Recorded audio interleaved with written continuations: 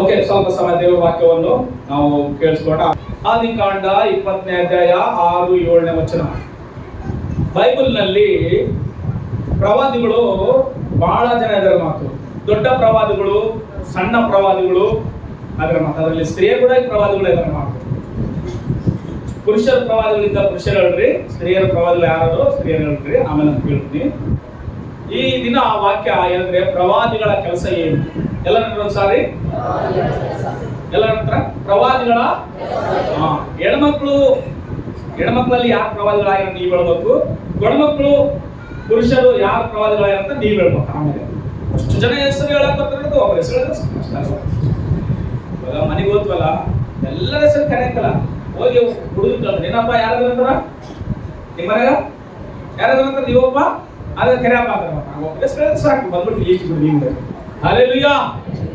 Okay, ಪುರುಷರಲ್ಲಿ ಅಂದ್ರೆ ದೇವರು ಆರಿಸಿಕೊಂಡು ಪ್ರವಾದಿಗಳನ್ನ ಏನ್ ಮಾಡಿದಂತಂದ್ರೆ, ದೇವರು ಮತ್ತು ಮನುಷ್ಯರೆಲ್ಲರಿಗೂ ಮಧ್ಯವರ್ತಿ ಆಗಿರುವ ಆತನು ಪ್ರವಾದಿ, ಪ್ರವಕ್ತ ಅಂತ ಹೇಳ್ತಾರೆ. ಪ್ರಾಪರ್ಟಿ ಮತ್ತು ದೇವರು ಹೇಳುವ ಮಾತು ಜನರಿಗೆ ತಿಳಿಸುವ ಆತನು ಪ್ರವಾದಿ. ಆದ್ರೆ ದೇವರು ಡೈರೆಕ್ಟ್ ಆಗಿ ಮನುಷ್ಯರ ಹತ್ರ ಮಾತಾಡ್ತಾ ಇರಲಿಲ್ಲ ಆಗಿನ ಕಾಲದಲ್ಲಿ. ದೇವರು ಯಾರೊಟ್ಟಿಗೆ ಮಾತಾಡ್ತಾ ಇದ್ರೆ ಪ್ರವಾದಿಗಳೊಟ್ಟಿಗೆ ಮಾತಾಡ್ತಾ ಇದ್ದ. ಪ್ರವಾದಿಗಳು ಬಂದು ಜನರಿಗೆ ಹೇಳ್ತಾ ಇದ್ರು. ಇವಾಗ ಮಧ್ಯವರ್ತಿಯಾಗಿ ಪ್ರವಾದಿ ಇರ್ತಾ ಇದ್ರು. ಹಲ್ಲೆಲೂಯಾ. ದೇವರ ಮಾತು ಜನರಿಗೆ ತಿಳಿಸ್ಲಿಕ್ಕಾಗಿ ಪ್ರವಾದಿಗಳನ್ನ ದೇವರ ಅಭಿಷೇಕ ಮಾಡಿಕೊಂಡು ಆಶೀರ್ವಾದ ಮಾಡಿ, ತನ್ನ ಮನಸ್ಸಿನಲ್ಲಿರುವ ಆಲೋಚನೆ, ತನ್ನ ಮನಸ್ಸಿನಲ್ಲಿರುವ ಏನು ಪ್ರಣಾಳಿಕ, ಅದು ಪ್ರವಾದಿಗಳ ಮುಖಾಂತರ ಮಾತಾಡಿ ಜನರಿಗೆ ಹೇಳಿದ ಮೇಲೆ ಜನರ ಆ ಪ್ರಕಾರ ಈ ಭೂಮಿಯಲ್ಲಿ ನಡೀತಾ ಇದ್ರು. ಮಾತು ನಡೆದ್ರೆ ಅವರಿಗೆ ಆಶೀರ್ವಾದ, ಆಯುಷ್ಯ, ಆರೋಗ್ಯ, ಆನಂದ, ಸಂತೋಷ ಎಲ್ಲವನ್ನು ದೇವರು ಕೊಡ್ತಾ ಇದ್ದ. ಮಾತು ಯಾವಾಗ ಪ್ರವಾದಿಗಳು ಮಾತುಗಳು ಕೇಳಲಾರ್ದಂಗ ತಿರುಗಿ ಬಿಡ್ತಾ ಇದ್ರು, ಅವರಿಗೆ ಸಮಸ್ಯೆ, ಕಷ್ಟ, ರೋಗ, ಬಾಧೆ, ಶತ್ರುಗಳ ಒಂದು ಹಿಂಸೆ ಅನೇಕ ಅನುಭವಿಸ್ತಾ ಇದ್ದಾರೆ. ಮಾತು ಇದು ನಡೀತಾ ಇತ್ತು. ಮಾತು ಮೊದಲು ಕಾಲದಿಂದ, ಹಳೆ ಒಡಂಬಡಿಕೆ ಕಾಲದಿಂದ ಹೊಸ ಒಡಂಬಡಿಕೆ ಕಾಲ ಬರತಕ್ಕನ ಇದು ನಡೀತಾ ಇತ್ತು. ಮಾತು ಯೇಸು ಕ್ರಿಸ್ತನು ಬಂದು ಕೂಡಲೇ ಎಲ್ಲವೂ ಏನಾದೊಂದು ತೆಗೆದು ಹಾಕಲ್ಪಡ್ತಾ. ಎದಕ್ಕಂದ್ರೆ ಇನ್ನ ಯೇಸು ಕ್ರಿಸ್ತನ ಎಲ್ಲವಾಗಿ ಭೂಮಿಗೆ ಆತನು ಬಂದ. ಮಾತು ಏನೆಲ್ಲ ಪ್ರವಾದಿಗಳು ಹೇಳಿದ್ರು, ಏನೆಲ್ಲ ಪ್ರವಾದಿಗಳು ಬರ್ದಿದ್ರು, ಅದೆಲ್ಲ ನೆರವೇರಿಸಲಿಕ್ಕೆ ಬಂದ ಆತನೇ ಯೇಸು ಕ್ರಿಸ್ತನ ಮಾತು ಈ ಭೂಮಿಗೆ. ಹಲ್ಲೆಲೂಯಾ. ಸಾರಿ ದೇವರಿಗೂ ಮತ್ತು ಮನುಷ್ಯರೆಲ್ಲರಿಗೂ ಮಧ್ಯವರ್ತಿ ಆಗಿರುವ ಆತನೇ ಏನಂತಾರ? ಆತನ ಪ್ರವಾದಿ ಅಂತಾರ. ಮಾತು ದೇವರ ಹೇಳುವ ಮಾತು ಜನರಿಗೆ ತಿಳಿಸುವ ಆತನ ಏನಂತಾರ? ಪ್ರವಾದಿ ಅಂತಾರ. ಮಾತು ಒಂದ್ಸಲ ಎಲ್ಲರೂ ಪ್ರವಾದಿ ಅಂದ್ರೆ ಒಂದ್ಸಾರಿ ಪ್ರವಾದಿ ಅಂದ್ರೆ ಅರ್ಥ ಏನಂತ ಹೇಳ್ತೇನೆ, ಎಲ್ಲರೂ ಗಮನಿಸ್ಕೊಳ್ತೇನೆ. ಪ್ರವಾದಿ ಅಂತಂದ್ರೆ ನಿನ್ನ ನೋಡಿ, ನಿನಗೆ ಪ್ರಾರ್ಥನೆ ಮಾಡಿ, ನಿನ್ನ ಹೆಸರು ಕರೆದು, ನಿನ್ನ ಜೀವಿತದಲ್ಲಿ ದೇವರು ಇಂಥ ಆಶೀರ್ವಾದ ಇಟ್ಟಾನೆ ಅಂತ ಹೇಳ್ಬೋದು ಒಂದು ಕಡೆ. ಆದ್ರೆ ಎರಡನೇದು, ನೀನು ಏನ್ ಪಾಪ ಮಾಡಿದ್ದೀವಿ, ಏನ್ ಪಾಪ ಮಾಡ್ತಾ ಇದ್ದೀವಿ, ಈ ಪಾಪದಿಂದ ಬಿಡುಗಡೆ ಆದ್ರೆ ದೇವರ ಆಶೀರ್ವಾದ ಹೊಂದುತ್ತಾನೆ ಅಂತ ಹೇಳೋದು ಪ್ರವಾದಿ ಕೆಲಸ. ಮಾತು ಎರಡು ರೀತಿಯಲ್ಲಿ, ಒಂದು ಏನ್ ಆಶೀರ್ವಾದ ಅಂತ ಹೇಳ್ತಾನೆ, ಎರಡನೇದು ನೀನು ಯಾವ ಪಾಪದಲ್ಲಿ ಬಿದ್ದು ನಶಿಸಿ ಹೋಗ್ತೀವಿ ಅದರಿಂದ ಬಿಡು ಅನ್ನುವಂತ ಕೂಡ ಪ್ರವಾದಿ ಹೇಳ್ತಾನೆ. ಮಾತು ಯಾಕಂದ್ರೆ ಬೈಬಲ್ ನಲ್ಲಿ ನಾವು ನೋಡಿ ಮಾತು ಬಹಳ ಜನ ಪ್ರವಾದಿಗಳು ರಾಜರು ತಪ್ಪು ಮಾಡುವ ಬಂದು ಗದರಿಸಿ ಹೇಳ್ಯಾರ. ರಾಜನಿಗೆ ಏನ್ ಬೇಕು ಆಶೀರ್ವಾದ ಅದನ್ನ ವಿಧೇಯದಿಂದ ಕೂಡ ಹೇಳ್ಯಾರ. ಮಾತು ಪ್ರವಾದಿಗಳು ಹೇಳುವ ಮಾತು ಸ್ವಂತ ಮಾತಲ್ಲ, ಅದು ದೇವರ ಮಾತು. ಮಾತು ಅಲ್ಲಿ ಹೇಳ್ರಿ, ಪ್ರವಾದಿಗಳ ಮಾತು ಹೇಳುವಂತದ್ದು ಸ್ವಂತ ಮಾತಲ್ಲ. ಯಾರು ಹೇಳುವಂತ ಮಾತು? ದೇವರು ಪ್ರವಾದಿಗಳಿಗೆ ಹೇಳಿದ್ರೆ, ಪ್ರವಾದಿಗಳು ಒಂದು ರಾಜರು ಹೇಳ್ತಾ ಇದ್ರು, ಜನರು ಹೇಳ್ತಾ ಇದ್ರು, ಸಮಾಜಕ್ಕೆ ಹೇಳ್ತಾ ಇದ್ರು. ಮಾತು ಅವ್ರು ಇರುವುದರಿಂದ ಈ ಭೂಮಿ ಮೇಲೆ ಜನರು ಭಯ ಭಕ್ತಿಯಿಂದ ಬದುಕ್ತಾ ಇದ್ರು. ಮಾತು ಓಕೆ, ಬೈಬಲ್ ನಲ್ಲಿ ಪ್ರವಾದಿಗಳು, ದೊಡ್ಡ ಪ್ರವಾದಿಗಳು ಸ್ವಲ್ಪ ಜನ ಇರ್ತಾರೆ. ದೊಡ್ಡ ಪ್ರವಾದಿಗಳು ಅಂದ್ರೆ ಹೈಟು ದಪ್ಪದರಂತಲ್ಲ, ದೊಡ್ಡ ಪ್ರವಾದಿಗಳು ಅಂತ ಯಾಕಂದ್ರೆ ಅವರು ಬಹಳ ವರ್ಷಗಳ ತನಕ ಪ್ರವಾದನೆ ಮಾಡಿರೋ. ಮಾತು ಸುಮಾರು 40 ವರ್ಷ ತನಕ, 30 ವರ್ಷ ತನಕ, 35 ವರ್ಷ ತನಕ, 50 ವರ್ಷ ತನಕ ಪ್ರವಾದನೆ ಹೇಳ್ಯಾರ. ಮಾತು ಕೆಲವು ಸಣ್ಣ ಪ್ರವಾದಿಗಳು ಅಂತ ಯಾಕೆ ಹೇಳ್ತಾರೆ ಅಂದ್ರೆ, ಅವ್ರು 1 ವರ್ಷ, 2 ವರ್ಷ, 1 ತಿಂಗಳು, 1 ವಾರ, ಇಲ್ಲ 1 ಸಾರಿ ಪ್ರವಾದನೆ ಮಾಡ್ಯಾರ. ಮಾತು ಅವರ ಸಣ್ಣ ಪ್ರವಾದಿ. ನಂತರ ಬಹಳ ವರ್ಷಗಳು ಪ್ರವಾದನೆ ಹೇಳಿದಂತ ಜನರನ್ನ ದೊಡ್ಡ ಪ್ರವಾದಿಗಳು ಅಂತ. ಸ್ತ್ರೀಯರಲ್ಲಿ ಕೂಡ ಕೆಲವು ಪ್ರವಾದಿಗಳು ಇದ್ದಾರೆ. ಮಾತು ಹಲ್ಲೆಲೂಯಾ. ಪುರುಷರಲ್ಲಿ ದೊಡ್ಡ ಪ್ರವಾದಿ ಅಂತ ಕೂಡಲೇ ಹೆಸರು ಯಾವ್ದು ಹೇಳ್ತೀವಿ? ಯಾವಾಗ ಹೇಳ್ತಿರ್ತಾರ? ಯಾರು? ಯೆಶಾಯ ಅಂತ. ಮಾತು ಎಲ್ಲರೂ ಅಲ್ಲಿ ಹೇಳೋದು ಸಾರಿ. ದೊಡ್ಡ ಪ್ರವಾದಿಗಳಲ್ಲಿ ಯಾರು ದೊಡ್ಡ ಪ್ರವಾದಿ ಅಂದ್ರೆ ಯೆಶಾಯ. ಯೆಶಾಯದಲ್ಲೇ ಯೇಸು ಸ್ವಾಮಿ ಹುಟ್ಟೋದು, ಯೇಸು ಸ್ವಾಮಿ ಎಲ್ಲಿ ಹುಟ್ಟುತ್ತಾನೆ, ಯೇಸು ಸ್ವಾಮಿ ಯಾರು ಹೊಟ್ಟೆಲಿ ಹುಡ್ತಾನೆ ಆಯಮ್ ಹೆಂಗಿರ್ಬೇಕು ಅಂತ ಎಲ್ಲ ಬರೆದಿರೋದು ಯೆಶಾಯ ಪ್ರವಾದಿ 7ನೇ ಅಧ್ಯಾಯದಲ್ಲಿ 14ನೇ ವಚನದಲ್ಲಿ ನೋಡ್ತೀವಿ. ಆತನ ಹೆಸರೇನು 9ನೇ ಅಧ್ಯಾಯದಲ್ಲಿ 6ನೇ ವಚನದಲ್ಲಿ ನೋಡ್ತೀವಿ. ಆತನು ಯಾವ ರೀತಿ ಶಿಲ್ಬಿ ಆಗ್ತಾರೆ, ಆತನ ಯಾವ ರೀತಿ ಶಿಕ್ಷೆ ಅನುಭವಿಸ್ತಾನೆ ಅನ್ನುವಂಥದ್ದು ಯೆಶಾಯ 53ರಲ್ಲಿ ನಾವು ನೋಡ್ತೀವಿ. ಇದೆಲ್ಲವೂ ಪ್ರವಾದಿಗಳು ಏನೆಲ್ಲ ಬರೆದಿದ್ದಾರೋ ಅದೆಲ್ಲವೂ ನೆರವೇರಿಸ್ತಾ ಬಂದ. ಹಲ್ಲೆಲೂಯಾ. ಮತ್ತು ಸಣ್ಣ ಪ್ರವಾದಿಗಳು ಅಂತಂತಂದ್ರೆ ಯೋನ, ಏಲೇಲ, ಜಕರ್ಯ, ಹಗ್ಗಾಯ ಇವರೆಲ್ಲರೂ ಸಣ್ಣ ಪ್ರವಾದಿಗಳು. ಹೋಶಾಯ ಅವರೆಲ್ಲರೂ ಸಣ್ಣ ಪ್ರವಾದಿಗಳು ಲೆಕ್ಕ. ಮತ್ತೆ ಸ್ತ್ರೀಯರಲ್ಲಿ ಕೂಡ ಅನೇಕ ಪ್ರವಾದಿಗಳು. ಒಬ್ಬರ ಹೆಸರು ಹೇಳ್ತಾರಮ್ಮ, ಯಾರನ್ನ ಪ್ರವಾದಿಗಳು ಯಾರು? ದೆಬೋರ. ಹಲ್ಲೆಲೂಯಾ. ಸಾರಿ, ದೆಬೋರ, ಮಿರಿಯಮಳು, ಹುಲ್ದ ಮತ್ತು ಯೆಶಾಯನ ಹೆಂಡತಿ ಮತ್ತು ಹನ್ನ ಮತ್ತು ನೊಹದ್ಯ, ಫಿಲಿಪ್ಪನ 4 ಜನ ಹೆಣ್ಣು ಮಕ್ಕಳು. ಹಲ್ಲೆಲೂಯಾ ಎಲ್ಲರೂ. ಇವರೆಲ್ಲರೂ ಪ್ರವಾದಿಗಳ ಕೆಲಸ ಮಾಡ್ತಾ ದೇವರ ಸಂದೇಶವನ್ನು ಪ್ರಜೆಗಳಿಗೆ ಹೇಳ್ತಾ ಬಂದ ಮಾತು. ಇವಾಗ ನಾನು ಓದಿಸಿರುವ ವಾಕ್ಯದಲ್ಲಿ ಒಬ್ಬ ಮನುಷ್ಯನ ಮಾತು. ಆತನ ಏನಂತ ಹೇಳ ದೇವರು ಓದಿದ್ರೆ ಅರ್ಥ ಮಾಡ್ಕೊಂಡ್ರ? ಓದಿದ್ರೆ ಅರ್ಥ ಮಾಡ್ಕೊಂಡ್ರ? ಇಲ್ಲಿ ನಾನು ಓದಿಸಿರುವಂತ ಮನುಷ್ಯನ ಹೆಸರು ಏನ್ ಹೇಳ್ರಿ ಇವಾಗ? ಮತ್ತೊಂದ್ಸಲ ಓದ್ರಿ, ನನಗೆ ಗೊತ್ತು ನೀವು ಮಾತನಾಡಿರ್ತಾರೆ ಅಂತ ಹೇಳಿ. 20ನೇ ಅಧ್ಯಾಯ ಆದಿಕಾಂಡ 6-7 ವಚನ ಓದ್ರಿ. ಇಲ್ಲಿ ಒಬ್ಬ ಪ್ರವಾದಿ ಇದ್ದಾನೆ ಮಾತಾಡಿ. ಅದಕ್ಕೆ ದೇವರು, ನೀನು ಇದನ್ನು ಯಥಾರ್ಥ ಮನಸ್ಸಿನಿಂದ ಮಾಡಿದೆ ಎಂಬುದನ್ನು ನಾನು ಬಲ್ಲೆ. ಆದ ಕಾರಣ ನಾನಂತೂ ನೀನು ನನಗೆ ವಿರುದ್ಧವಾಗಿ ಪಾಪ ಮಾಡದಂತೆ ನಿನ್ನನ್ನು ತಡೆದು ಆಕೆಯನ್ನು ಮುಟ್ಟಗೊಳಿಸಲಿಲ್ಲ. ಹೀಗಿರುವಲ್ಲಿ ಆ ಮನುಷ್ಯನ ಹೆಂಡತಿಯನ್ನು ಸ್ತ್ರೀಯವನಿಗೆ ಒಪ್ಪಿಸಿ ಬಿಡು. ಅವನು ಪ್ರವಾದಿ, ನಿನಗೋಸ್ಕರ ನನಗೆ ಪ್ರಾರ್ಥಿಸುವನು, ನನಗೆ ಪ್ರಾರ್ಥನೆ ಮಾಡ್ತಾನೆ ಮತ್ತು ನೀನು ಬದುಕುವಿ. ನೀನೇನಾಗ್ತಿ? ಬದುಕುವಿ. ಆಕೆಯನ್ನು ಒಪ್ಪಿಸುವುದಿಲ್ಲವೆಂದರೆ ನೀನು ನಿನ್ನವರೆಲ್ಲರೂ ಸತ್ತೇ ಸಾಯುವರೆಂದು ತಿಳಿದುಕೋ ಎಂದು ಕನಸಿನಲ್ಲಿ ಹೇಳಿದನು. ಯೋಗದಪ್ಪಗೆ ಮುಂದಕ್ಕೋರು. ಬೆಳಿಗ್ಗೆ ಅಭಿಮೇಲಕನು ತನ್ನ ಸೇವಕರೆಲ್ಲರನ್ನು ಕೂಡಿಸಿ ಈ ಸಂಗತಿಗಳನ್ನೆಲ್ಲ ತಿಳಿಸಲು ಅವರು ಬಹು ಭಯಪಟ್ಟರು. ಆಮೇಲೆ ಅವನು ಅಬ್ರಾಮನನ್ನು ಕರೆಸಿ, ನೀನು ನಮಗೆ ಮಾಡಿದ್ದೇನು? ನಾನು ಯಾವ ತಪ್ಪು ಮಾಡಿದ್ರಿಂದ ನೀನು ನನ್ನನ್ನು ಏನ್ ಮಾಡಿದೆ? ನನ್ನ ರಾಜ್ಯವನ್ನು ಪಾತಕ್ಕೆ ಏನ್ ಮಾಡಿ ಒಳಪಡಿಸಿದ್ಯಲ್ಲ. ಮಾಡಬಾರ್ದ ಕಾರ್ಯಗಳನ್ನು ನನಗೆ ಏನ್ ಮಾಡಿದೆ ಎಂದು ಹೇಳಿದನು. ಹಲ್ಲೆಲೂಯಾ. ಸಾರಿ, ಇಲ್ಲಿ ಒಬ್ಬ ಪ್ರವಾದಿ ಇದ್ದಾನೆ ಮಾತು. ಇದ್ದ ಹೆಸರು ನಾನು ಹೇಳುವಾಗ ಹೇಳಿಲ್ಲ. ಇಲ್ಲಿ ಯಾರು ಹೇಳಿದ್ರು ಪ್ರವಾದಿ? ಇವಾಗ ಎಲ್ಲ ಹೇಳಿ ಜೋರ. ಅಬ್ರಾಮ ಕೂಡ ಯಾರು ಹೇಳಿರುವಾಗ ಪ್ರವಾದಿ ಮಾತು. ಇದನ್ನ ಯಾರು ಹೇಳ್ತಾರೆ ಅಂದ್ರೆ ದೇವರೇ ಹೇಳ್ತಾರೆ ಮಾತು. ಯಾರು ಹೇಳ್ತಾರೆ ಇದನ್ನ? ದೇವರೇ ಹೇಳ್ತಾರೆ ಮಾತು. ಇಲ್ಲಿ ಒಬ್ಬ ಪ್ರವಾದಿ ಇದ್ದಾನ. ಆ ಪ್ರವಾದಿ ನನಗೋಸ್ಕರ ಪ್ರಾರ್ಥನೆ ಮಾಡ್ತಾನ. ಅವಾಗ ನಿನ್ನ ಕುಟುಂಬದಲ್ಲಿ ಏನೆಲ್ಲ ಸ್ಟಾರ್ಟ್ ಆಗಿರ್ತೀರೋ ಆ ಆಶೀರ್ವಾದ ಆತನು ಪ್ರಾರ್ಥನೆ ಮಾಡುವಾಗ ಬಿಡುಗಡೆ ಆಗತ್ತಂತ ಹೇಳ್ತಾರೆ ಮಾತು. ದೇವರು ಕನಸಿನಲ್ಲಿ ಮಾತಾಡುವಂತ ಒಂದು ಶಬ್ದ ಅಭಿಮೇಲಕನನ್ನುವ ರಾಜನೊಟ್ಟಿಗೆ ಮಾತನಾಡುವ ಸಂದರ್ಭ ಈ ಕೆಲಸ ಮಾಡ್ತಾರೆ. ಪ್ರವಾದಿಗಳ ಕೆಲಸ ಏನು? ಸರಿ, ಒಂದ್ಸಲ ಎಲ್ಲರೂ ಪ್ರವಾದಿಗಳ ಕೆಲಸ ಏನು? ಪ್ರವಾದಿಗಳ ಕೆಲಸ ಮೊದಲನೇ ಕೆಲಸ ಏನಂತಂದ್ರೆ, ನೀವು ಬರ್ಕೊಳ್ಳೋರು ಬರ್ಕೊಳ್ಬಹುದು, ಇಲ್ಲ ನೆನಪಿಟ್ಕೊಳ್ಳೋದು. ಪ್ರವಾದಿಗಳ ಕೆಲಸಗಳಲ್ಲಿ ಮೊದಲನೇ ಕೆಲಸ ಪ್ರಾರ್ಥನೆ ಮಾಡುವುದು. ಅಲ್ಲಿ ಒಂದ್ಸಲ ಎಲ್ಲರೂ. ಎದಕ್ಕಂದ್ರೆ ಬೈಬಲ್ ನಲ್ಲಿ ಓದುವಾಗ ಪ್ರತಿಯೊಂದು ವಚನ ನಿಧಾನಕವಾಗಿ ಓದುವಾಗ, ಆಲೋಚನೆ ಮಾಡಿ ಓದುವಾಗ, ಧ್ಯಾನ ಮಾಡುವಾಗ ಪ್ರತಿಯೊಂದರಲ್ಲಿ ಒಂದು ಅಂಶ ಹೊರಗಡೆ ಬಂದಪ್ಪ. ಇಲ್ಲಿ ನೋಡ್ರಿ ಏನಂತ ಹೇಳ್ತಾನಂದ್ರೆ ಆದಿಕಾಂಡ 20ನೇ ಅಧ್ಯಾಯ 6ನೇ ವಚನದಲ್ಲಿ ಎಲ್ಲ ಗಮನ ಇಟ್ಟು ಕೇಳಿಸ್ಕೊಳ್ರಿ. ಅದಕ್ಕೆ ದೇವರು, ನೀನು ಇದನ್ನು ಯಥಾರ್ಥ ಮನಸ್ಸಿನಿಂದ ಮಾಡಿದೆ ಎಂಬುದನ್ನು ನಾನು ಬಲ್ಲೆ.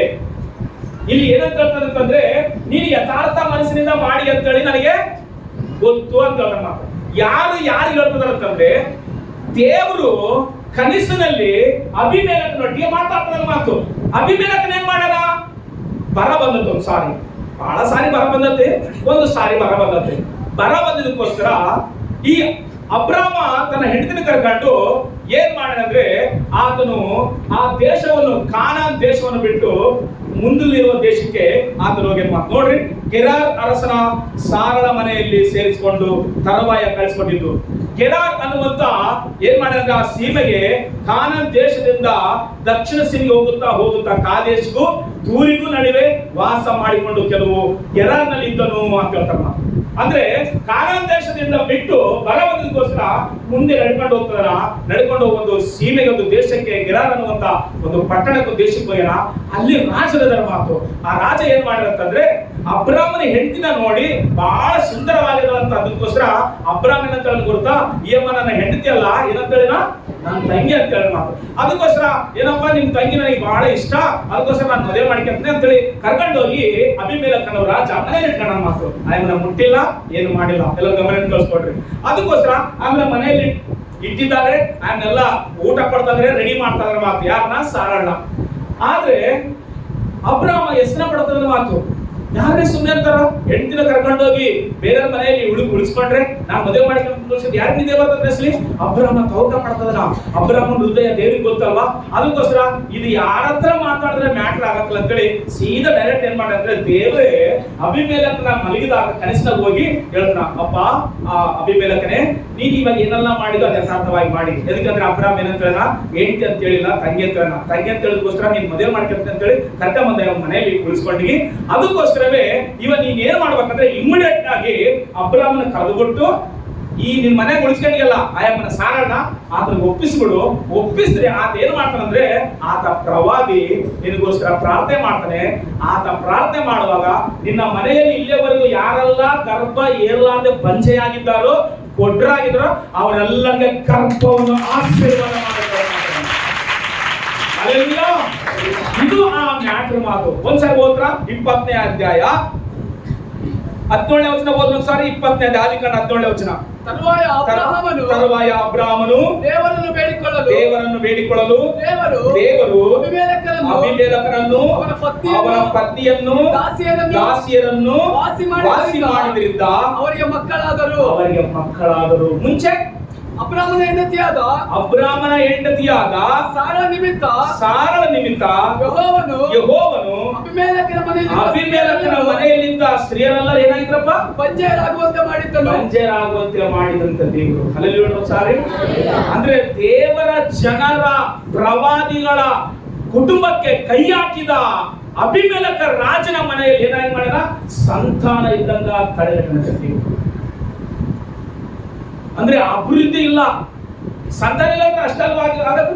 ಇವಾಗ ಪ್ರಪಂಚಕ್ಕ ಏನ್ ಗೊತ್ತಾ? ಲೆಕ್ಕ ಜನಬಾ ಲೆಕ್ಕ ಬರ್ತಪ್ಪ, ವೋಟ್ ಲಿಸ್ಟ್ 5 ವರ್ಷಕ್ಕೊಂದ್ಸಲ ಲೆಕ್ಕ. ಅಸಲಿ ಜನ ಹೆಂಗ್ ಬರ್ತಾರ? ಗರ್ಭ ಆಶೀರ್ವಾದ ಮಾಡಲ್ಲ ಬರೋದು, ಗರ್ಭನೆಲ್ಲ ತಡೆಗಟ್ಟಬಿಡುತ್ತೆ ದೇವರು. ಎದಕ್ಕೆ ಗೊತ್ತಾ? ತಗೊಂಡೋಗಿ ಯಾರ ಮನೇಲಿ ಇಟ್ಕೊಂಡ ಅಬೀಮೆಲೆಕ? ಸಾರಳ ಮನೆ ಎದಕ್ಕ ಮದುವೆ ಮಾಡ್ತಾನೆ.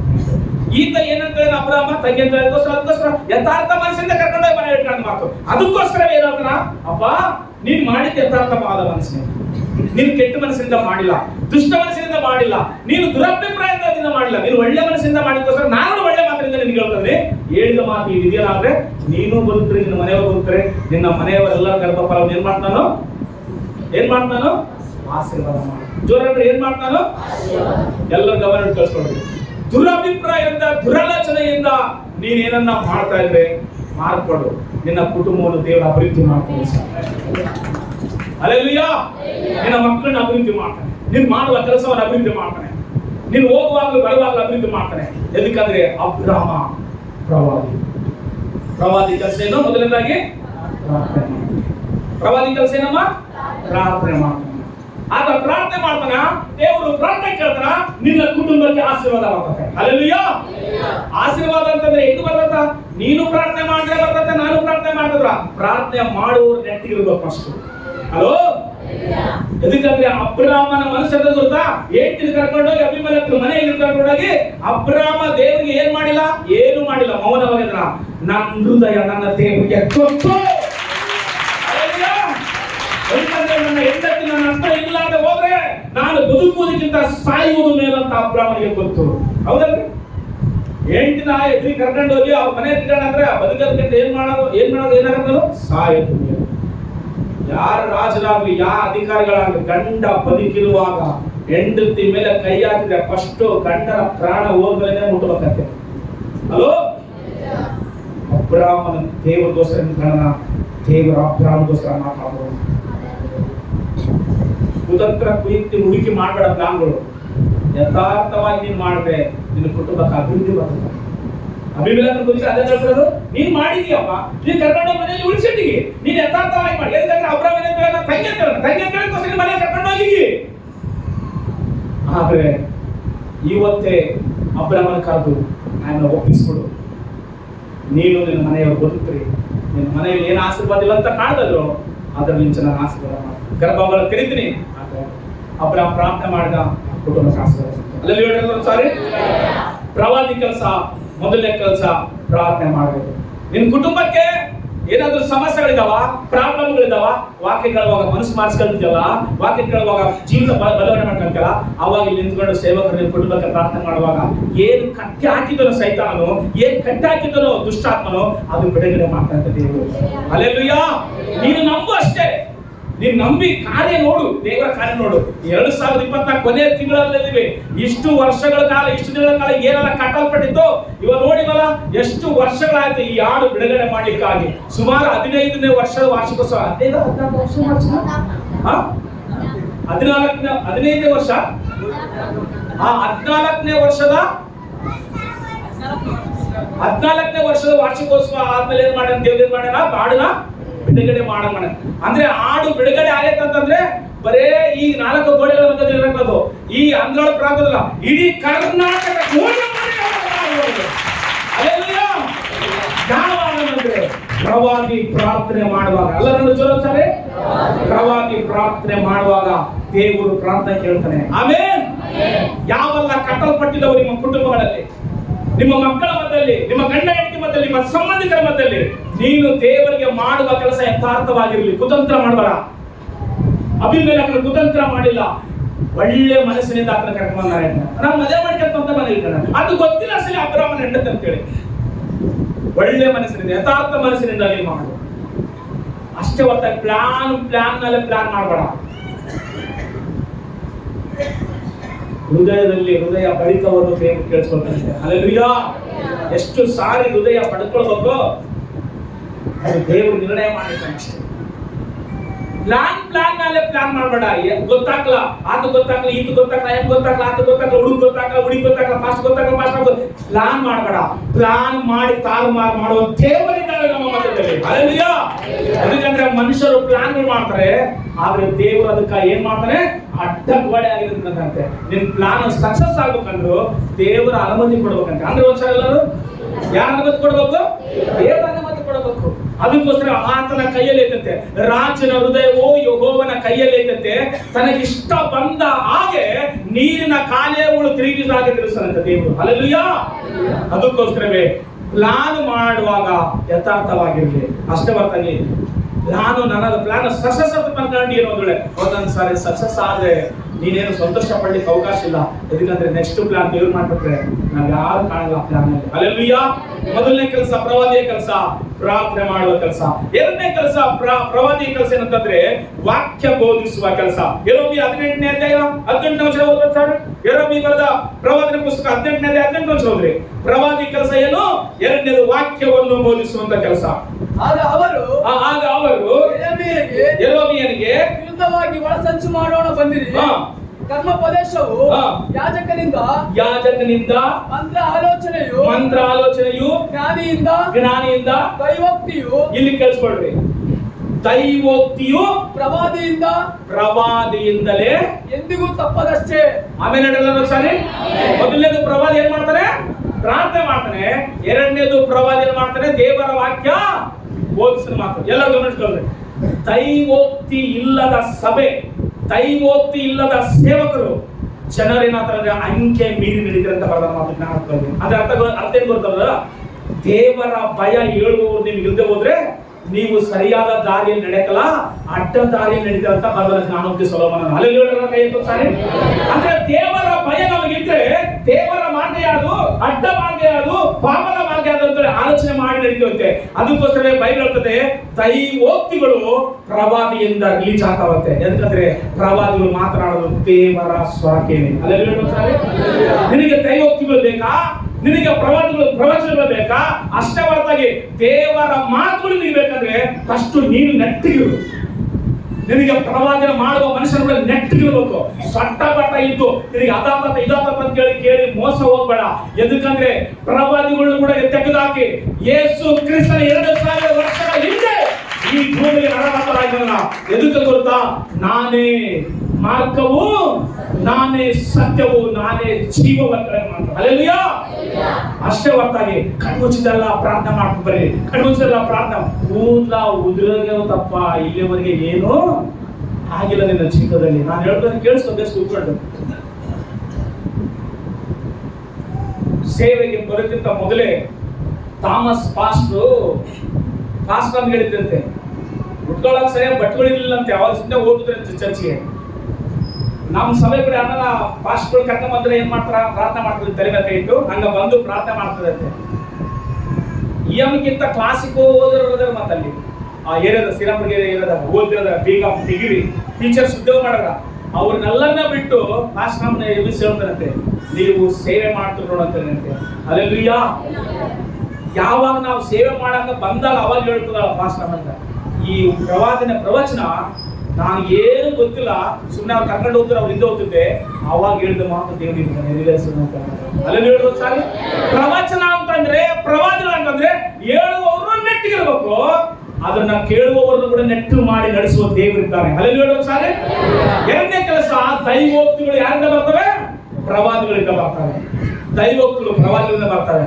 ದೈವೋಕ್ತಿಗಳು ಇಲ್ಲದೆ ಹೋದ್ರೆ, ದೇವರ ಮಾರ್ಗ ಹೇಳೋರು ಇಲ್ಲದೆ ಹೋದ್ರೆ, ದೇವರ ಭಯ ಜನರಿಗೆ ಇಲ್ಲದೆ ಹೋದ್ರೆ, ಜನರು ಅಂಕೆ ಮೀರಿ ನಡೀತಾರಂತ ಬರೋಣ ಬೈಬಲ್. ಅಂಕೆ ಮೀರಿ ಅಂತಂದ್ರೇನು? ಅಂಕೆಯಲ್ಲಿ ಇರಕ್ಕಲ್ಲ, ಮಾರ್ಗದಲ್ಲಿ ಇರಕ್ಕಲ್ಲ, ಅವರು ಕಟ್ಟುಪಾಡಾಗಿರಕ್ಕಲ್ಲ, ಅವ್ರಿಗೆ ಇಷ್ಟ ಬಂದಂಗ ಇರ್ತಾರಂತೆ. ಇಷ್ಟ ಬಂದಂಗ ಇರಲು ದೇವರ ಕೋಪಕ್ಕೆ ಬಲಿ ಆಗ್ತಾರೆ. ಇಷ್ಟ ಉಳ್ಳವಂಗೆ ಬದುಕಲು ದೇವರ ಆಶೀರ್ವಾದಕ್ಕೆ ಬಲಿ ಆಗ್ತಾರಂತೆ. ಹಲ್ಲೆಲೂಯಾ. ಎರಡನೇದು ಪ್ರವಾದಿ ಕೆಲಸ ಏನ್ ಹೇಳಿರಲ್ಲ? ದೇವರ ವಾಕ್ಯವನ್ನು ಬೋಧಿಸಲು. ಮೂರನೇ ಕೆಲಸ ಏನು? ಪ್ರವಾದಿ ಕೆಲಸ. ನೋಡ್ರಿ, ಮೂರನೇ ಕೆಲಸ ಯೆರೆಮೀಯ ಬರೆದ ಪ್ರವಾದನೆ ಪುಸ್ತಕದಲ್ಲಿ 23ನೇ ಅಧ್ಯಾಯ 16ನೇ ವಚನ ಓದೋದು. ಸಾರಿ, 23 ಓದಪ್ಪ. ಪ್ರವಾದನೆ ಕೆಲಸ ಏನು? ಮೂರನೇ ಕೆಲಸ 23 ಓದಪ್ಪ. ಅದರಲ್ಲಿ ಸೇನಾಧೀಶ್ವರನಾದ ಯೆಹೋವನೇ ಇಂತೆನ್ನುತ್ತಾನೆ, ನಿಮಗೆ ಪ್ರವಾದಿಸುವ ಪ್ರವಾದಿಗಳ ಮಾತುಗಳನ್ನು ಕೇಳಬೇಡಿರಿ. ನಿಮ್ಮಲ್ಲಿ ವ್ಯರ್ಥ ನಿರೀಕ್ಷೆಯನ್ನು ಹುಟ್ಟಿಸುತ್ತಾರೆ. ಇಲ್ಲಿ ಸ್ವಲ್ಪ ಮತ್ತೆ ಪ್ರಶ್ನೆ ಹೇಳ್ತಾನೆ. ಸೇನಾಧೀಶ್ವರನಾದ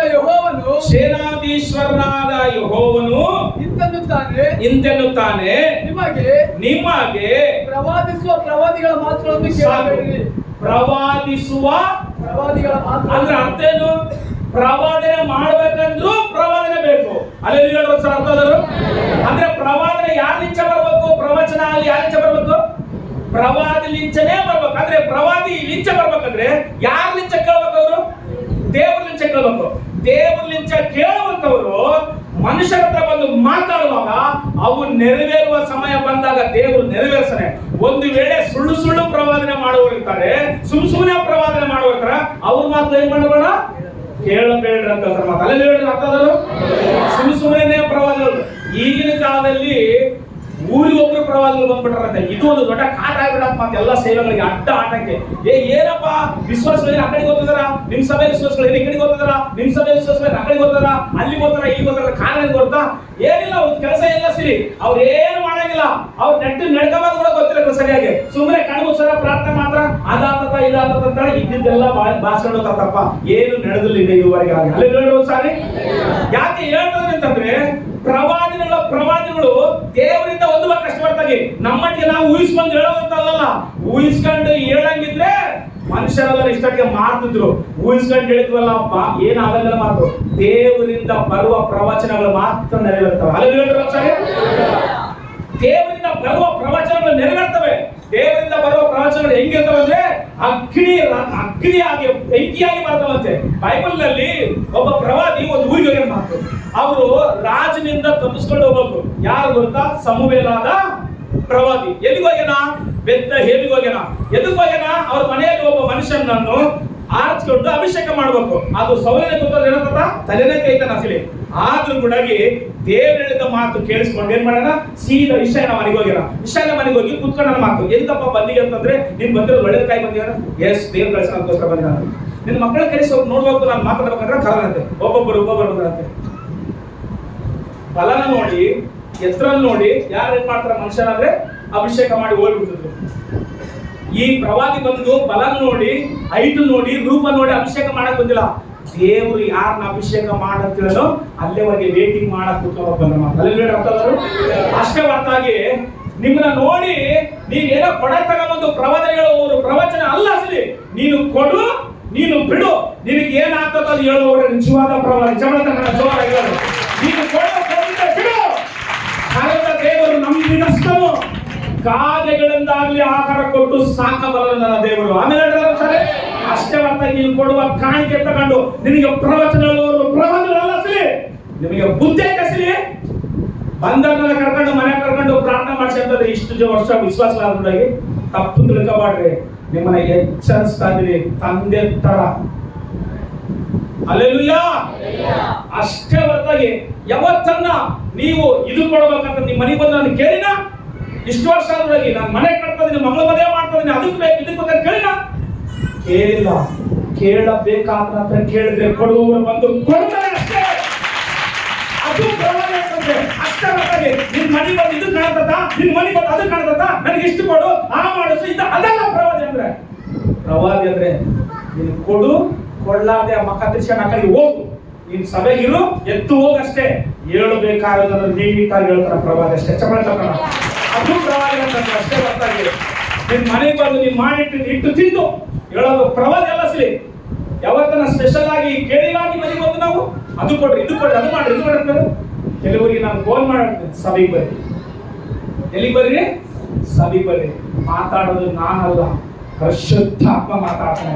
ನಮಗೆ ಬೇಕಾದ ಸಂದೇಶದಿಂದ ನಮ್ಮನ್ನು ಉಜ್ಜೀವನಗೊಳಿಸ್ತಾನೆ, ನಮಗೆ ಬೇಕಾದ ಸಂದೇಶ ಕೊಟ್ಟು ನಮ್ಮನ್ನು ಬಲಪಡಿಸ್ತಾನೆ, ನಮ್ಮನ್ನು ಸ್ಥಿರಪಡಿಸ್ತಾನೆ, ನಮ್ಮನ್ನು ಕಟ್ಟುತ್ತಾನೆ, ನಮ್ಮನ್ನು ನಿಲ್ಲಿಸ್ತಾನೆ, ನಮ್ಮನ್ನು ಉಪಯೋಗಿಸ್ತಾನೆ ದೇವರು.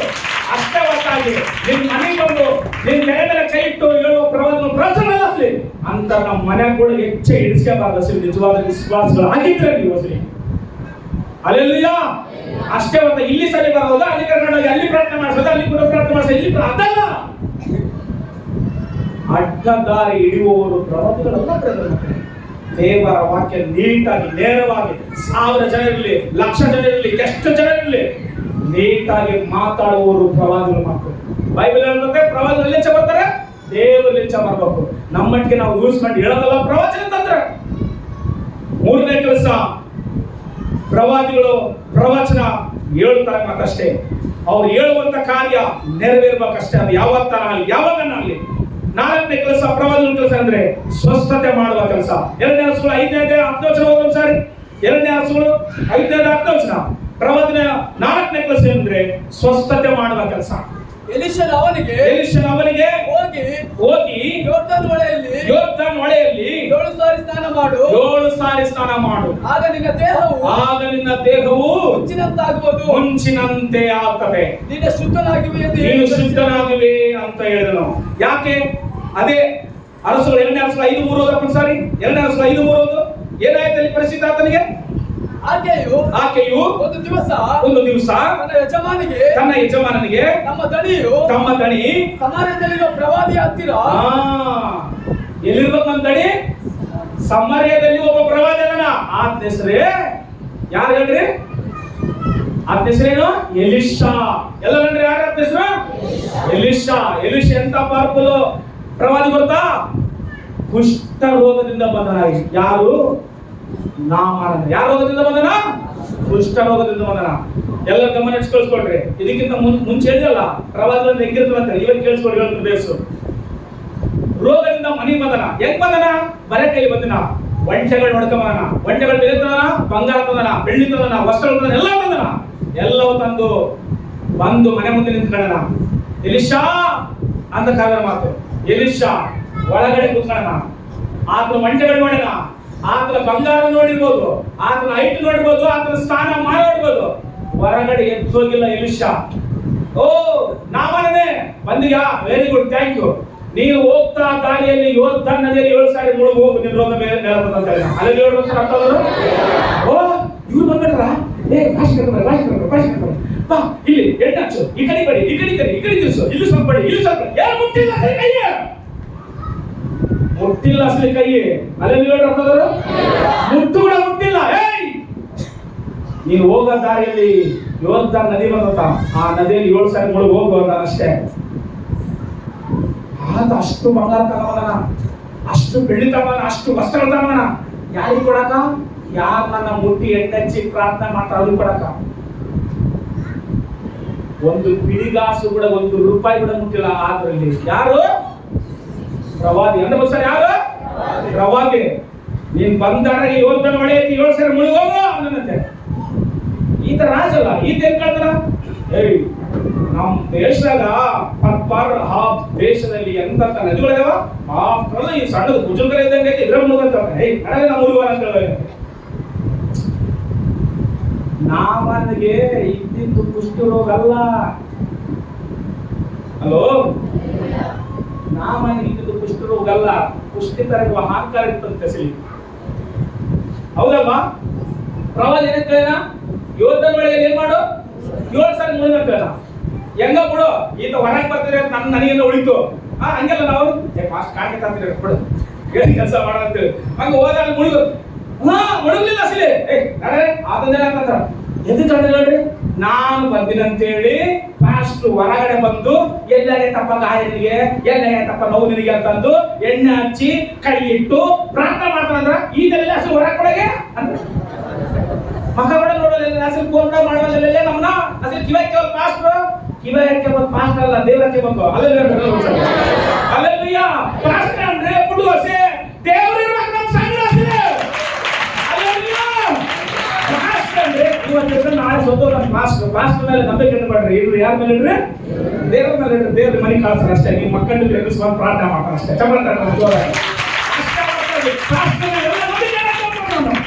ಪ್ರವಾದಿ ಹೇಳನ, ಹೋಗಲ್ಲ ಯೋಧನ 7 ಸಾರಿ ಮುಳುಗ್ ಹೋಗ ಅಂತ ಮಾತ. ಇದಕ್ಕೆ ಮುಳುಗ್ ನಡೆ, ನಾವು ಮನೆಗೆ ನಡೆ ಅಂತ. ಅವಾಗ ಸೇವಕ ಅಪ್ಪ ಅವ್ರೆ ಏನ್ ಹೇಳಪ್ಪ, ಏನೊಂದು ದೊಡ್ಡ ಗುಡ್ಡ ಕಂಕ್ರೇನ, ಇಲ್ಲ ಗುಂಡುಗಳು ಶಂಕರೇನ, ಇಲ್ಲ ಬರಕಾಲ ಗಿಡ ಅಂತ ಏನ್ ಹೇಳಪ್ಪ, ಬಿಸಿಲು ಕಾಲ ಐತಲ್ಲ ಎಲ್ಲಿ ಮುಳುಗು. ಅಷ್ಟೇ. ಸಿಂಪಲ್ ಆಗಿ ಮಾತಾಡಿದ್ರೆ ಕೋಪ ಕೂಡ ಅಡಿಗೋದಂತೆ. ಹಂಗೆ ಮಾತಾಡಿರ್ಬೋದು ಅನ್ಕೊಂಡೆ ನಾನು. ಅಪ್ಪ ಬಿಸಿಲು ಕಾಲ ಐತಲ್ಲ, ನೀನ್ ನೋಡಿದ್ರೆ ಎಲ್ಲ ಕಿವಿ ಹೋಗ್ತಾರ ಸೋರಿ ಮೊದಲಿಗೆ ನಡೆ ಕೂಡ ಇಂದ್ರ ಕೂಡ ನಾವು ಸ್ವಲ್ಪ ನಾವು ಸರಿ ಬಿಡೋ 1 ಸಾರಿ ಮುಡಿಯಂತೆ, 2 ಸಾರಿ ಮುಡಿಯಂತೆ, 3 ಸಾರಿ, 4 ಸಾರಿ, 7 ಸಾರಿ ಮುಡಿದ ಹುಟ್ಟಿದ ಕೂಸಿನ ಮೈ ಹುಟ್ಟಿದ ಕೂಸಿ ಹಂಗಾಯ್ತಂತೆ. ಖುಷಿ ಏನಾಯ್ತು? ಅದಕ್ಕೋಸ್ಕರ ಅಂತ ಹೊರ ಕೂಡ ಬರಲಿಲ್ಲ. ಹೋಯ್ತಲ್ಲ ನಡಿ ಹೋಗ ನಡಿ ಎಲ್ಲಿ ಮತ್ತೆ ನಾವು ಬೇಸಾಗಿ ಪ್ರಾಣಕ್ಕಿಂತ ಇನ್ನು ಏನು ಹೆಚ್ಚಿಲ್ಲ. ಸೀರಿಯಸ್ ರೂಮ್ನಾಗ ಎಮರ್ಜೆನ್ಸಿ ರೂಮ್ನಾಗ ಅದರ ಪೇಷಂಟ್ ಬಹಳ ಸೀರಿಯಸ್. ಸಾರ್ ಎಷ್ಟು ಚೆನ್ನಾಗಿ ಸಾರ್ ನಮಗೆ ಕಳಿಸಿದ್ದೀರ, ಎಷ್ಟು ಚೆನ್ನಾಗಿ ಸಾರ್ ಬೇಸಾವ ಪ್ರಶ್ನೆ ಅಂದ್ರೆ ಪ್ರಾಣಕ್ಕ ಬೆಲೆ ಕಟ್ಟಕ್ಕೆ ಆಗಿಲ್ಲ ಸರ್. ಇರೋ ಸರ್ ಎಷ್ಟನ ಸರ್ ಎಷ್ಟನ ಅವನು ಬದುಕೋಕ್ ಸಾರ್ ಅಂತ ಮಾತ್ರ ಹಂಗ ಸೌಖ್ಯ ಬಂದಿದ್ದ ಮೇಲೆ ನಾಮನನ್ನು ಆ ಹೇಳಿಕೆ ಮುಗಿದಕ್ಕೆ ನಾನು ಎಷ್ಟು ವರ್ಷಗಳಿಂದ ರೋಗ ಬೇಸಾಯ ಇವಾಗ ಬೇಸಾಯಕ್ಕೆ ಹೋಲ್ ಬಾ ಆತ ಮಾತಾಡ್ಸಿಲ್ಲ, ನಾ ಮಾತಾಡ್ತಾರೆ ಬಾ. ಹಲ್ಲೆಲೂಯಾ. ಸೇವಕರ ಮೇಲೆ ದೇವರು ಪ್ರೀತಿ ಕೊಟ್ಟರೆ ಆಗಿರ್ತದ. ಸೇವಕ ದೂಷಿಸಿದ್ರು, ಸೇವಕ ನಿಮ್ಮನ್ನು ಕೇರ್ ಮಾಡಿದ್ರು, ದೇವರು ನಿಮಗೆ ಪ್ರೀತಿಸಿದ್ರು, ನೀವು ಓದ್ಬೇಕಾದ್ರೆ ಸೇವಕ ನಿಮ್ಮ ಕೈಲಿ ಕೊಡಲಿ, ದೇವರು ನಿಮ್ಮ ಹೃದಯದ ತುಂಬಿರುತ್ತೆ. ನೀವು ಓದ್ಬೇಕು ಸೇವಕ. ಹಲೋ, ಸೇವಕ ಹೋದ್ರೆ ಆತ ಪ್ರಾರ್ಥನೆ ಮಾಡೋದೆಲ್ಲ ಕಟ್ಟುಗಳ ಪಿಚ್ಚಿ ಎಲ್ಲ ಮುರಿದಂತ ಮಾತಾಡ. ಹಲ್ಲೆಲೂಯಾ. ಏನಪ್ಪ ಬಂದಿದೆ ನೀನಪ್ಪ, ನಾನು ಏನೋ ಕಂಡಿದ್ದ ನೀನು ಹೇಳಿಕೊಂಡು ಹಂಗೆ ನೋಡ್ತಾ ಎಲ್ಲ ಬೇಸಾಯ ಬರುತ್ತೆ. ತಗಪ್ಪ ಇದೆಲ್ಲ ಬರ್ತಾರೆ, ಇದೆಲ್ಲ ಬೆಳೀತಾರೆ, ಇದೆಲ್ಲ ನನಗೇನು ಬೇಡ. ನಮ್ಮ ಊರಲ್ಲಿ, ನಮ್ಮ ಪಟ್ಟಣದಲ್ಲಿ, ನಾವಿರುವ ಕಡೆ ನಮ್ಮ ದೇವರು ಮಹಿಮೆ ಒಂದು ಒಂದು ಪಿಡಿಗಾಸು ಕೂಡ ಮುಟ್ಲಂತ ಬರುತ್ತೆ ಪ್ರವಾದಿ ಅಂದ್ರೆ. ಅರ್ಥ ಆಯ್ತಾ? ಪ್ರವಾದಿ ಅಂದ್ರೆ ನೀನ್ ಕೊಡುವ ಹಣಕ್ಕೆ ಆಸೆ ಬಿದ್ದು ಪ್ರವಾದಿ ಹೇಳೋದು ಪ್ರವಾದಿ ಅಲ್ಲ. ಸರಿ, ಇಲ್ಲಿಂದ ಹೇಳ್ತಾರೆ ಯಾವತ್ತನ ನಿಮ್ ತಲೆ ಮೇಲೆ ಕೈ ಇಟ್ಟು ನೀವು ಕೊಟ್ಟರೆ ಹಣ ತಗೊಂಡು ನಿಮ್ಮ ಪ್ರವಾದಿ ಹೇಳಿದ ನಾನು ಇಲ್ಲಿರೋದು ಯಾರನ್ನ ಕೈ ಎತ್ತ ನೋಡೋಣ. ಹಲೋ, ಯಾವತ್ತನ ಹೇಳಿದ ನೀವು ಇಂಥದ ನೀವು ಎಂತ ಪರಿಸ್ಥಿತಿಯಲ್ಲಿ ಹೇಳೋದು ಒಂದೇ ಮಾತು, ಭಯ ಪಡಬೇಡ, ದೇವ್ರು ಒಳ್ಳೆಯದು ಮಾಡ್ತಾನೆ. ಹಲೋ, ಭಯ ಪಡಬೇಡ, ದೇವ್ರು ಏನ್ ಮಾಡ್ತಾನ? ಒಳ್ಳೇದು ಮಾಡ್ತಾನೆ. ಅಷ್ಟೇ ಹೇಳೋದು ನಾನು. ಯಾರಿಗಾರ ಇಲ್ಲಿ ಎಂತ ಎಮರ್ಜೆನ್ಸಿ ಕೇಸ್ನಲ್ಲಿ ಅಲ್ಲಿ ಫೋನ್ ಮಾಡಿದಾಗ ಇದೇ ಒಂದು ಮಾತು, ಭಯ ಪಡಬೇಡ, ದೇವ್ರು ಹೇಳೋದು ಮಾಡ್ತಾನೆ, ನಾವು ಪ್ರಾರ್ಥನೆ ಮಾಡಿ ಅಷ್ಟೇ. ಹಿಂಗ್ ಮಾಡಿ ಏನಿಲ್ಲ. ಆಮೇಲೆ ನಿಧಾನಕ್ಕೆ ಬೇಸಾಗ್ತಾರೆ, ನೀನು ಇಷ್ಟೆಲ್ಲ ಕಾಪಾಡ್ತಾರಲ್ಲ, ನೀನು ದೇವಸ್ಥಾನಕ್ಕೆ ಬರ್ಬೋದಲ್ಲ, ಇಷ್ಟೆಲ್ಲ ನೀನು ಅಡ್ಡದಾರಿಗೆ ಹೋದಲ್ಲ, ಇಷ್ಟೆಲ್ಲ ನೀನು ಕಂಡು ಬರ್ತೀವಿ, ಆದ್ರೂ ದೇವ್ರ ಕನ್ಕಸಲ್ಲ, ದೇವ್ರ ಕಡೆ ಬರ್ಬೋದಲ್ಲ, ದೇವ್ರನ್ನ ಪ್ರೀತಿಸೋದಲ್ಲ, ಇದಕ್ಕಿಂತ ನೀನು ಪಾಪ ಮಾಡ್ತಾ ಇದ್ದಾಗ ಅವ್ರ ಮನಸ್ಸು ಮಾರ್ಸ್ಕೊಂಡು ಅವ್ರ ದೇವ್ರ ಕಡೆ ಅಲ್ಲಿಗೆ ಹೇಳೋಣ ಸರಿ. 4ನೇ ಕೆಲಸ ಏನ್ ಮಾಡೋ ಕೆಲಸ ಹೇಳ್ರಿ? ಸ್ವಸ್ಥತೆ ಮಾಡುವ ಕೆಲಸ. ಎರಡನೇ ಅರಸುಗಳು, ಅದರಲ್ಲೇ 2ನೇ ಅರಸುಗಳು 5:13 ಓದ್ರಿ ಒಂದ್ಸಾರಿ. 2ನೇ ಅರಸುಗಳು 5:8-13 ಕೂಡ ಒಂದ್ಸಲ ಹಂಗೆ ಓದು. ಆಗ ಅವನ ಸೇವಕರು ಹತ್ತಿರ ಬಂದು ಅವನಿಗೆ ಅಪ್ಪನವರೇ, ಪ್ರವಾದಿಯು ಒಂದು ಕಠಿಣವಾದ ಕೆಲಸವನ್ನು ಹೇಳಿದ್ದರೆ, ಒಂದು ಕಠಿಣವಾದ ಕೆಲಸ ಹೇಳಿದ್ರೆ ಮಾಡ್ತಿದ್ದಲ್ಲಪ್ಪ, ಅದನ್ನ ಮಾಡ್ತಿದ್ದೀರಲ್ಲ, ಹಾಗಾದ್ರೆ ಸ್ನಾನ ಮಾಡಿ ಶುದ್ಧನಾಗು ಎಂದು ಶುದ್ಧನಾಗೋದನ್ನ ಅಷ್ಟೇ ಅದೇ ದೊಡ್ಡ ಕೆಲಸನೇ ನಿನಗೆ, ಯಾಕಾದ್ರೆ ಮಾಡಬಾರದು ಅಂದರು. ಅವನು ಯೋರ್ದನಿಗೆ ಹೋಗಿ 7 ಸಾರಿ ಅದರಲ್ಲಿ ಮುಳುಗಿ ಎದ್ದನು. 7 ಸಾರದಲ್ಲಿ ಮುಳುಗಿ ಎದ್ದನು. ಕೂಡಲೇ ದೇವರ ಮನುಷ್ಯನ ಮಾತಿಗೆ ಅನುಸಾರವಾಗಿ ಅವನ ದೇಹವು ಕೂಸಿನ ದೇಹ ಅಂತ ಶುದ್ಧವಾಯಿತು. ಜೋರ ಚಪಳಕ್ಕೆ ದೇವರ ಇಲ್ಲಿ ಎಲ್ಲರಿಗೂ ಮಾತಾಡ್ತೀನಿ, ಎಸ್ಸನ್ನು ಹೇಳ್ಬೇಕು. ಯಾರನ್ನ ಹುಟ್ಟಿದ ಮಗ ನೋಡಿ, ಹೇ ಇದನ್ನೆಲ್ಲ ಬೇಸರಂತ ಬಾ ರಾಜಕುಮಾರ ಹಂಗೆ ಫಸ್ಟ್ ಹೆಣ್ಮಗಳು ಅಮ್ಮ ಲಕ್ಷ್ಮೀ, ಹೌದಲ್ಲ? ಹುಟ್ಟಿದ ಮಗುವಿನ ದೇಹ ಹೆಂಗಾಯ್ತು ಹಂಗ ಆಯ್ತಂತೆ ನಾ ಮಾಡೋದ ಪಾಡಿ. ಅಲ್ಲೆಲ್ಲೂಯ್ಯ. ಅದಕ್ಕಿಂತ ಮತ್ತೆ ಹೆಂಗಿತ್ತು ಕುಷ್ಠರೋಗ ನೋಡಿದ್ರ ಈ ಬಳುಗಳು ಇರಕ್ಕಲ್ಲ, ಮೂಗು ಇರಕ್ಕಲ್ಲ, ಕುಟ್ಟಿರಕ್ಕಲ್ಲ, ಕಣ್ಣು ಉಪ್ಪು ಇರಕ್ಕಲ್ಲ, ತೆರೆಗಳ ಕೂದಲ ಎಲ್ಲ ಕಾಲೆಲ್ಲ ಕಿಂಡಿರ್ಬಿಟ್ಟಿರ್ತಾರ, ಏನೋ ಕಿಂಡಿ ಅಂದ್ರೆ ಅದೊಂದು ಕ್ರಿಮಿ. ಎಲ್ಲಿಂಚ ಬರಲ್ಲ, ಒಳಗಿಂಚೆ ಉತ್ಪತ್ತಿ ಮಾಡ್ಬಿಡ್ತಾ ದೇವ್ರ ಹಾಕಂದ್ರೆ. ಹಲೋ, ಅದಕ್ಕೋಸ್ಕರ ದೇವ್ರು ಭಯ ಪಡೋದು. ಕೈ ಮುಗಿರಲ್ಲ ದೇವ್ರ ಸಾರಿ, ನನಗೆಲ್ಲ ದೇವರಿಗೆ ಯಾರು ದೇವರಿಗೆ ಭಯ ಪಡ್ತಾರೋ, ಯಥಾರ್ಥ ಮನಸ್ಸಿಂದ ಅವ್ರನ್ನ ಆಶ್ರಯ ದುರ್ಗವಾಗಿ ಮಾಡುವ ದೇವರ ಉಳಿಸೋಣ, ದಯ ತೋರಿಸೋಣ. ನಮ್ಮ ಮಕ್ಕಳು ಎಲ್ಲಿರಲಿ ಆತನು ಮುಂಗಲವಾಗಿ ಅಲ್ಲೆಲ್ಲೂಯ್ಯ. 5ನೇ ಕೆಲಸ ಏನಂತಂದ್ರೆ 2ನೇ ಅರಸುಗಳು 4:32 5ನೇ ಕೆಲಸ ಪ್ರವಾದಿ ಕೆಲಸ ಏನು? ಮೊದಲನೇ ಕೆಲಸ ಏನಿಲ್ಲ, ಪ್ರವಾದಿ ಕೆಲಸ ಪ್ರಾರ್ಥನೆ. ನೀವು ಹೋದ್ರಿ 2ನೇ ಅರಸುಗಳು 4:32 ಓದೊಬ್ರು. ಮೊದಲನೇ ಕೆಲಸ ಏನು? ಪ್ರವಾದಿ ಕೆಲಸ ಪ್ರಾರ್ಥನೆ ಮಾಡೋದು. 2ನೇ ಕೆಲಸ ವಾಕ್ಯ ಬೋಧಿಸೋದು. 3ನೇ ಕೆಲಸ ಪ್ರವಚನ ಹೇಳುವಂಥದ್ದು. 4ನೇ ಕೆಲಸ ಸ್ವಸ್ಥತೆ ಮಾಡುವಂಥದ್ದು. 5ನೇ ಕೆಲಸ 2ನೇ ಅರಸುಗಳು 4:32 ಓದ್ರಿ. ಎಲಿಷನು ಸತ್ತವರನ್ನು ಬದುಕಿಸುವಂಥದ್ದು ಕೆಲಸ, ಪ್ರವಾದಿಗಳ ಕೆಲಸ. ಓದಪ್ಪ. ಎಲಿಷನು ಆ ಮನೆಯನ್ನು ಮುಟ್ಟಿದಾಗ ಸತ್ತ ಹುಡುಗನು ತನ್ನ ಮಂಚದ ಮೇಲೆ ಇಡಲ್ಪಟ್ಟಿರುವುದನ್ನು ಕಂಡು ಯಾರು ಒಳಗಡೆ ಬಾರಲಾರದಂತೆ ಆ ಕೋಣೆಯ ಬಾಗಿಲನ್ನು ಮುಚ್ಚಿಬಿಟ್ಟು ಯೆಹೋವನನ್ನು ಪ್ರಾರ್ಥಿಸಿದನು. ಯೆಹೋವನಿಗೆ ಪ್ರಾರ್ಥನೆ ಮಾಡಿದನು. ಅನಂತರ ಹುಡುಗನ ಮೇಲೆ ಬೋರ್ಲ ಬಿದ್ದು ತನ್ನ ಬಾಯಿ ಕಣ್ಣು ಕೈಗಳನ್ನು ಅವನ ಬಾಯಿ ಕಣ್ಣುಗಳಿಗೆ ಮುಟ್ಟಿಸಿದ ಕೂಡಲೇ ಹುಡುಗನ ದೇಹವು ಬೆಚ್ಚಗಾಯಿತು. ಆಮೇಲೆ ಹುಡುಗನನ್ನು ಬಿಟ್ಟು ಎದ್ದು ಮನೆಯಲ್ಲಿ ತುಸುವತ್ತು ಅತ್ತಿತ್ತ ತಿರುಗಾಡಿದ ಮೇಲೆ ಅವನ ಮೇಲೆ ಬಾಗಿಲು ಬೀಳಲು ಹುಡುಗನು 7 ಸಾರಿ ಸೀಟಿ ಕಾಣ್ತಿರಿದನು. ಆಮೇಲೆ ಪ್ರವಾದಿ 5ನೇ ಕೆಲಸ ಏನ್ ಕೆಲಸ ಹೇಳಿರುವಾಗ ಸತ್ತ ಮನುಷ್ಯರನ್ನು ಏನ್ ಮಾಡ್ತಾನೆ? ಅಷ್ಟೇ. ದೇವರ ಶಕ್ತಿಗತ ಪ್ರವಾದಿ, ದೇವರ ಅಭಿಷೇಕದ ಹೇಳಿದಾರ. ಎಲಿಷಾ ಗುಡ್ಡ ಎತ್ತಿದ್ರೆ ಏನ್ ಮಾಡ ಹುಡುಗ ನೀವು ಕೇಳಿಲ್ಲ, ಉಪವಾಸ ಬಂದಿರಲ್ಲ. ಏ ಪಟ್ಟದ್ದೆ, ಏ ಪಡ್ಕೊಂಡ, ಏ ಬೈಬೋಮ್ಮ, ಎಕ್ಕು ಎಲಿಷಾ ಒಂದ್ ಸಾರಿ ತಿರುಗಿ ನೋಡಿ, ದೇವರೇ ಇವ್ರು ನನ್ನ ತಮಾಷೆ ಮಾಡ್ತಾರಪ್ಪ, ನಾನು ಸೇವಕ, ನಾನು ನಿನ್ನ ಸೇವಕ, ನಾನು ನನ್ನ ಸೇವಕನ ನೋಡಿ ತಮಾಷೆ ಮಾಡ್ತಾರಂತ. 42 ಜನ ಮಕ್ಕಳನ್ನ 2 ಹೆಣ್ಣು ಕಟ್ಟಿ ಬಂದು ಅರ್ಧಾಗೆ ಒಂದು ಮಾತು ಅಲ್ಲಿ ಸೇವಕ ಸತ್ತವರನ್ನು ಹುಟ್ಟಿಸ್ತಾನೆ.